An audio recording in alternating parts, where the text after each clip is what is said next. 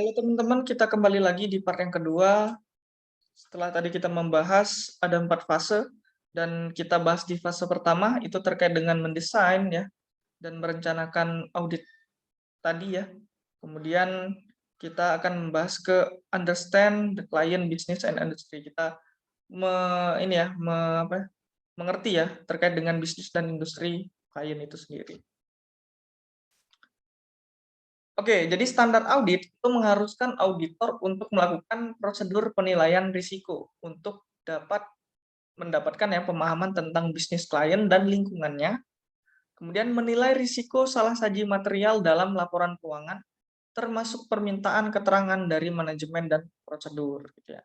Jadi standar audit ini itu mengharuskan nih dalam perencanaan awal kita harus memahami terkait klien kita, ya baik itu industrinya, proses bisnisnya, ya kemudian mungkin juga bisa supplier, customer gitu ya.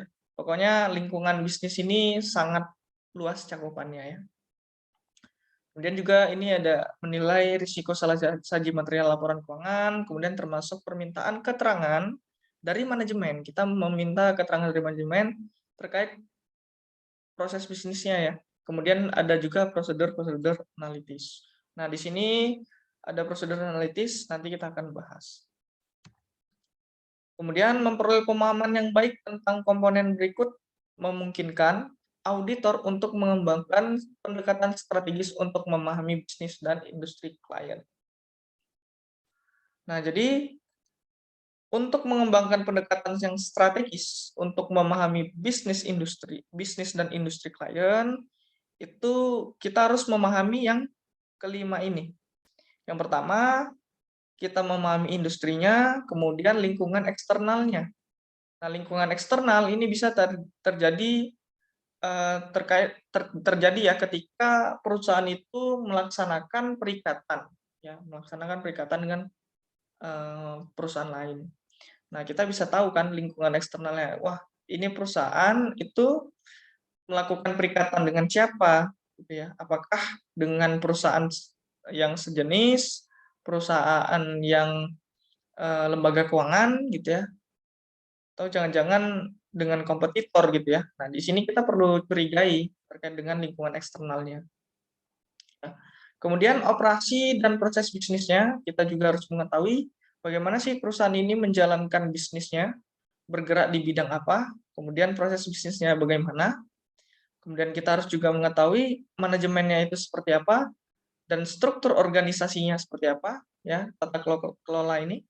Kemudian tujuan dan strategi klien atau strategi perusahaan.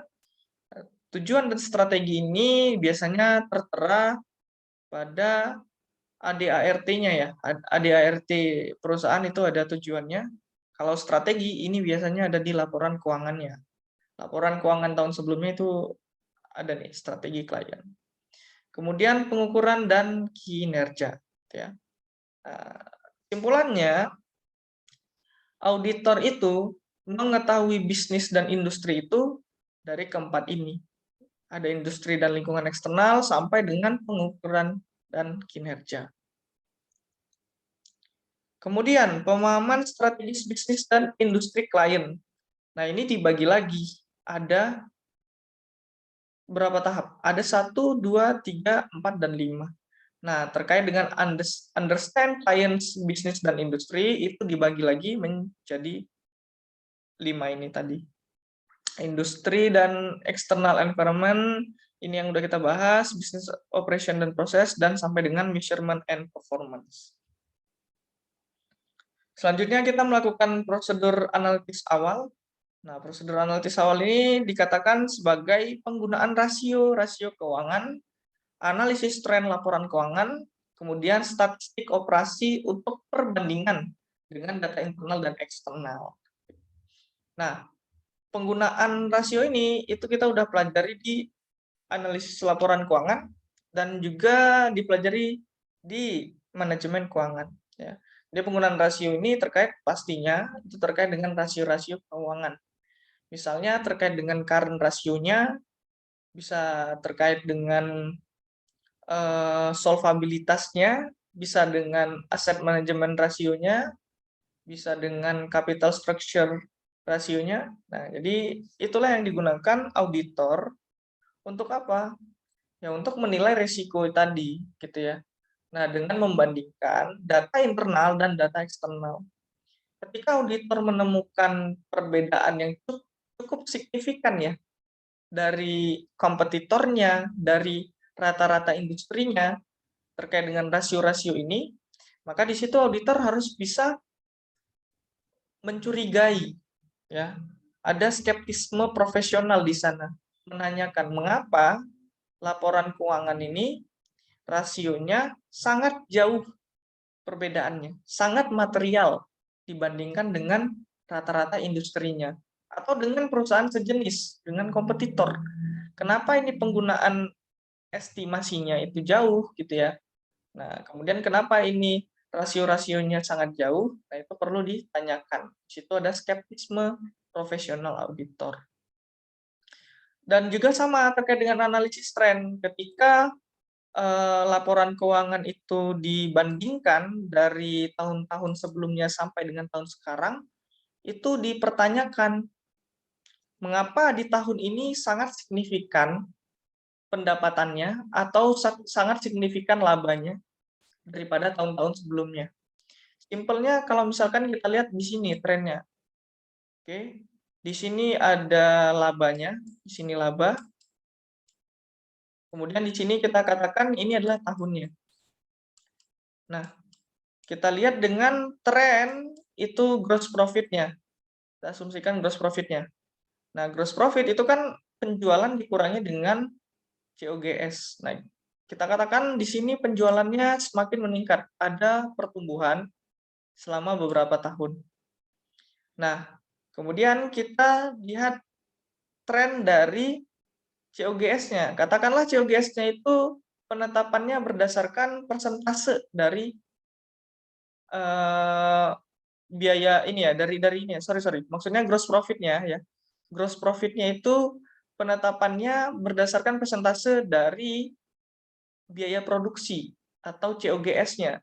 Ya, jadi kita bisa bilang ya labanya atau profit-nya itu ya signifikannya meningkat merata gitu ya, merata. Kalau misalkan dia eh, nominalnya meningkat, tetapi rasionya kan tetap gitu ya, rasionya tetap.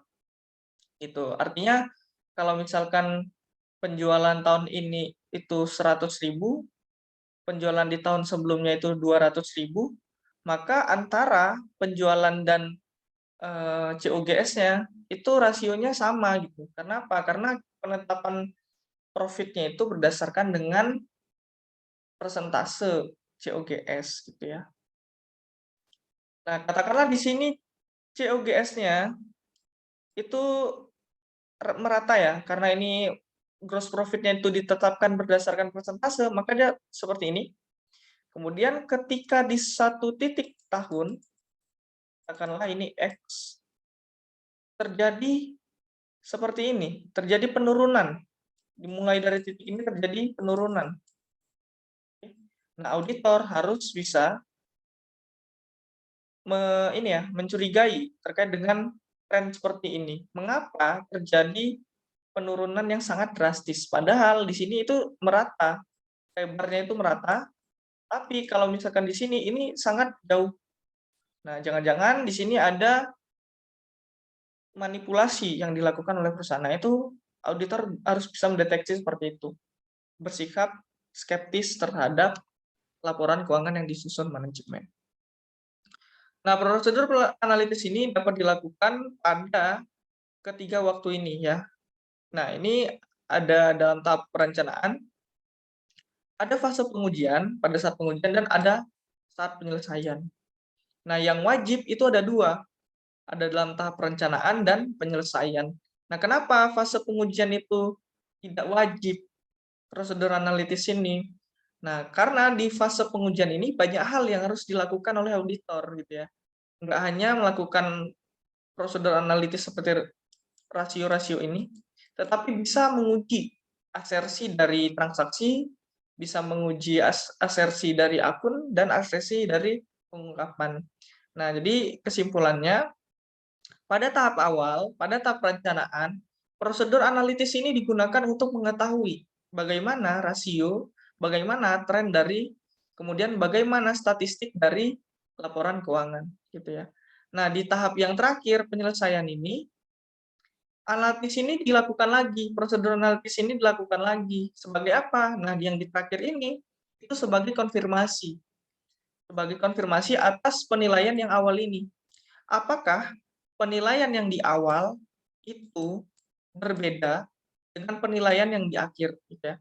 Kalau ada terjadi perbedaan prosedur analisis yang di awal dan akhir, nah ini perlu dicurigai. Apakah di sini ada risiko, gitu ya. Nah, selama fase pengujian itu tidak dilakukan karena di sini banyak hal yang harus dilakukan, gitu ya. Bisa menguji asersi, gitu ya. Kemudian melakukan tahap-tahapan audit selanjutnya, gitu. Makanya dikatakan di sini yang wajib itu ada di awal dan di akhir saja. Nah, ini udah dibahas. Nah, kemudian kegunaan prosedur analitis itu sebagai bukti audit sangat bergantung pada data perbandingan yang tepat. Nah, jadi prosedur analitis ini perlu kan data pembanding. Kalau tidak ada data pembanding itu sia-sia. Sama hal dengan rasio keuangan, ya, financial ratio. Kalau financial ratio itu tidak ada data pembanding, hanya rasio keuangan di tahun yang pertama ya. Artinya di tahun yang tersebut ya, yang dilakukan audit, maka di situ sia-sia. Kita nggak bisa melihat apakah rasio di tahun ini itu buruk atau baik. Nah, ketika kita memiliki data pembanding seperti data rata-rata industri, data perusahaan sejenis, nah di situ kita bisa melihat apakah perusahaan ini rasionya itu baik atau buruk, gitu ya. Nah, kalau misalkan baik, kita curigai lagi. Apakah ini signifikan terkait dengan rata-rata industri? Kalau misalkan ternyata sangat signifikan berbedanya, nah di situ kita bisa mencurigai ya, skeptisme tadi kita mencurigai apakah di situ ada risiko yang terjadi. Kemudian kalau misalkan sangat buruk, nah juga bisa dicurigai apakah di situ juga ada risiko audit yang terjadi, gitu ya. Nah, ini data pembandingnya ada data industri periode sebelumnya, gitu ya. Ini berarti kalau periode sebelumnya itu jadinya seperti tren, gitu ya. Kemudian ada hasil yang diharapkan ditentukan oleh klien dan hasil yang diharapkan oleh auditor. Oke, auditor diharuskan untuk melakukan prosedur analisis awal sebagai sebagian dari prosedur penilaian risiko untuk lebih memahami bisnis dan industri klien dan untuk menilai risiko bisnis klien. Tes analitik awal dapat mengungkapkan perubahan rasio yang tidak biasa dibandingkan dengan tahun-tahun sebelumnya. Nah, ini udah kita bahas, dan rata-rata industri. Kemudian membantu auditor mengidentifikasi area dengan peningkatan risiko salah saji yang memerlukan perhatian lebih lanjut selama audit. Prosedur analitis yang umumnya dilakukan pada tahap perencanaan. Jadi prosedur analitis ini, kalau tadi kan ada 3 tuh. Yang wajib itu adalah perencanaan dan pada tahap penyelesaian ya, pada tahap akhir tadi. Fase penyelesaian. Nah, umumnya yang terjadi adalah di tahap perencanaan, gitu ya. Nah, tadi kan dibilang salah satu. Nah, kalau salah satu berarti di perencanaan aja berarti udah cukup ya. Di penyelesaian juga harusnya dilakukan kalau misalkan audit yang baik, gitu ya. Audit yang maksimal itu ya di awal dan di akhir lah, ya. Minimalnya itu, gitu. Nah, perbandingan saldo saat ini dalam laporan keuangan dengan saldo periode sebelumnya dan jumlah yang dianggarkan. Perbandingan sederhana. Nah, itu yang pertama. Oke. Nah, ini tadi udah kita bahas ya. Bisa saldo periode sebelumnya ya, atau bisa dibilang ini adalah sebuah perbandingan yang sederhana. Kemudian perhitungan rasio dan hubungan persentase untuk perbandingan dengan tahun-tahun sebelumnya, anggaran dan rata-rata industri. Nah, ini analisis rasio tadi udah kita bahas juga. Kemudian variasi signifikan dari ekspektasi menunjukkan area yang membutuhkan penyelidikan. Nah, kita melihat ini, apakah ada variasi yang signifikan dari ekspektasi area yang tadi, kemudian apakah perlu dilakukan pendidikan? Nah, ini perlu kita pahami ya, yang dilakukan prosedur analitis itu seperti itu. Nah, analisis rasio itu data pembandingnya itu data industri, rasio rata-rata, data internal, tahun sebelumnya, anggaran, data segmen atau divisi. Nah, ini kita skip aja, udah kita bahas. Kemudian rasio yang umum digunakan itu ada likuiditas jangka pendek ya, rasio lancar, rasio aset cepat ya, quick ratio.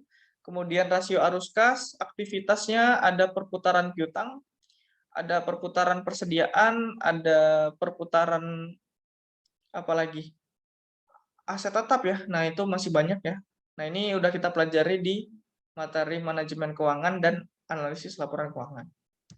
Kemudian terkait dengan profitabilitas, rasionya ada rasio gross profit, kemudian ada total aset, kemudian ada pengembalian ekuitas, dan masih banyak lagi ya. Nah, oke, di sini ada prosedur analitis ya. Kemudian ada perbandingannya nih, ada rasio or comparison, dan ada possible misstatement-nya. Nah, oke, yang pertama, ada rasio terkait dengan raw material turnover ya. Raw material turnover itu berarti rumusnya raw material ya. Nah, ini yang penyebutnya itu raw material, berarti yang atasnya apa? Kalau raw material itu kan terkait dengan biaya produksi. Kalau biaya produksi nantinya terjual akan menjadi COGS. Maka raw material turnover itu biasanya adalah COGS per raw material. Nah, ini kita lihat. Kalau dalam perusahaan itu COGS-nya ternyata di tahun ini itu lebih rendah daripada tahun-tahun sebelumnya, atau data industri atau data perusahaan sejenis, itu perlu dicurigai ya. Tercurigai apa? Misstatement of inventory cost of goods sold ya, artinya ada salah saji terkait dengan COGS-nya. Mungkin aja di tahun ini COGS-nya itu dikecil-kecilkan sehingga apa, gross profit-nya itu meningkat lebih baik daripada tahun-tahun sebelumnya dan data industri, rata-rata industri. Nah, atau terjadi ada keusangan raw material. Raw material yang usang itu diklasifikasikan sebagai COGS. Nah, ini auditor harus bisa mendeteksi apakah COGS ini benar-benar terkait dengan penjualan produk, atau keusangan raw material ini diklasifikasikan juga sebagai COGS, gitu ya. Jadi ada possible misstatement di sini. Kemudian terkait dengan sales commission divided by net sales. Nah, ini kan bisa kita lihat berarti ya. Komisi penjualan ya, ini dibagi dengan net sales, artinya ini kita bisa bilang rasio komisi penjualan gitu ya, bisa kita bilang seperti itu. Nah, ini kita lihat sales commission dibagi dengan net sales. Oke, di suatu waktu sales commission-nya itu meningkat. Nah, kita selidiki lagi, apa yang menjadikan kemungkinan sales commission ini meningkat? Apakah di situ ada salah saji? Ya. Nah, kan biasanya sales commission itu dan net sales itu naiknya bersamaan. Artinya ketika net sales-nya naik, maka sales commission-nya itu naik. Nah, kalau terdapat sales commission yang naik signifikan, sedangkan net sales-nya itu tetap atau menurun, nah itu bisa dicurigai bahwa sales commission itu mungkin saja salah saji, gitu ya. Nah, itu bisa dicurigai, possible misstatement-nya. Nah, terkait dengan sales return and allowance divided by gross sales, atau kita bisa bilang rasio return and allowance terhadap gross sales ya, atau penjualan quarternya. Nah, possible misstatement-nya itu adalah misclassified sales return and allowance. Oke, mungkin aja nih kalau misalkan return and allowance di tahun ini sangat berbeda dari tahun sebelumnya atau data pembanding, mungkin aja sales return and allowance ini salah saji terkait dengan pengembaliannya. Apakah perusahaan itu sudah mencatat dengan benar pengembaliannya? Jangan-jangan pengembalian di tahun ini itu dimasukkan di tahun sebelumnya, di tahun selanjutnya, sorry, di tahun selanjutnya, atau tidak diakui sama sekali. Ketika sales itu naik, ketika gross sales itu naik, ternyata ada pengembalian. Nah, pengembalian ini itu nggak dicatat sama perusahaan. Efeknya apa? Sales-nya itu meningkat, gross profit-nya juga meningkat gitu.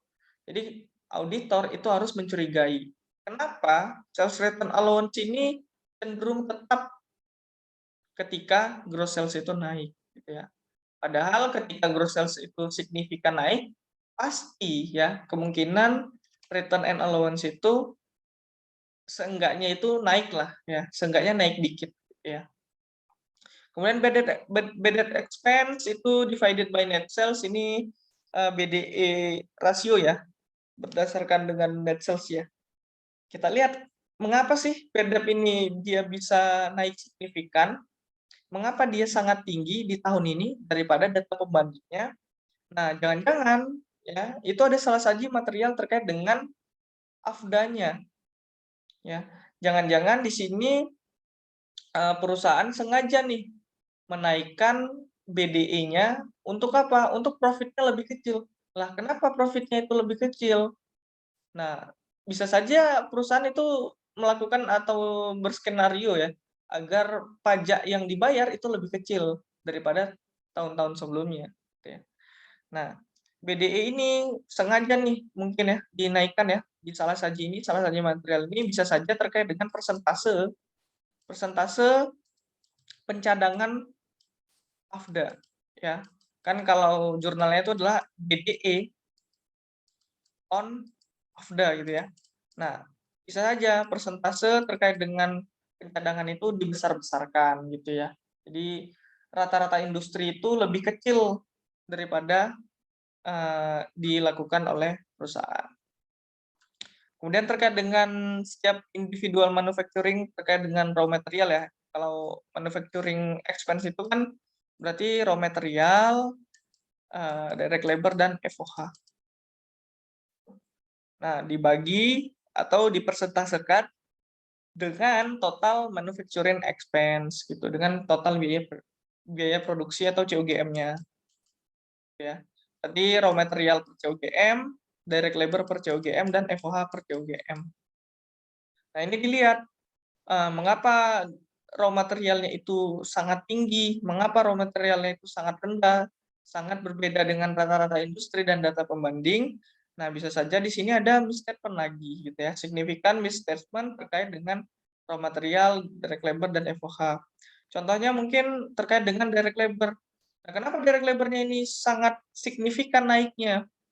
Nah, kita perlu selidiki, oh apakah di tahun ini ada penambahan buruh pabrik ya, atau justru perusahaan itu menambah mesinnya, sehingga kalau misalkan menambah mesin itu kan direct labor-nya harusnya turun. Nah, kenapa ini direct labor-nya naik di tahun ini? Nah, itu perlu ada curiga gitu ya, jangan-jangan perusahaan sengaja nih menggede-gedekan biaya direct labor, padahal yang dilakukan perusahaan itu adalah pembelian mesin, sehingga direct labor-nya harusnya adalah berkurang atau tetap gitu ya.